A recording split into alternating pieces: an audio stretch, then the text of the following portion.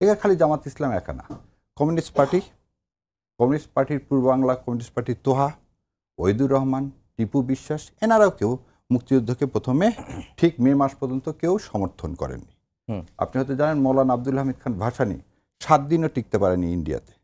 যারা এখানে ছাত্র ইউনিয়ন করতেন তারাও ইন্ডিয়াতে যেতে পারেনি। তো এই বাস্তবতায় যারা বলেছে ভারতীয় আধিপত্যবাদের বিরুদ্ধে পাকিস্তানের শোষণের শাসনের পক্ষে, সেটাকে আমি সমর্থন করি না।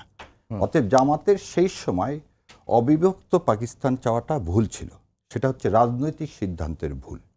কিন্তু মানবাধিকার লঙ্ঘনের দায়ে তাকে অপরাধী বলবেন, তাহলে আপনি আমাকে দেখাতে হবে 2 জন লোক ছাড়া, যে আজকে আমিরে জামাত যে কথা বলছেন কারো ব্যক্তিগত কেন বললেন, বাংলাদেশ জামাত ইসলাম এই রাজনৈতিক দল হিসাবে তার কোনো বিচার হয়নি আজ পর্যন্ত।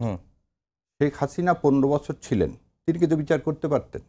আইনের যে ভাষা, প্রিজাম্পশন অফ ইনোসেন্স, সেটাকে যদি আমরা রং লাগিয়ে বলি জামাত ইসলাম মানবাধিকারের সাথে জড়িত ছিল, বিচার না হওয়া পর্যন্ত এটা আপনার বলতে পারেন না। এবং আপনাকে আরেকটা জিনিস মনে করে দিই, ডক্টর শফিকুর রহমান অলসো বলছেন যদি সত্যি কেউ জড়িত থাকে তার বিচার করেন।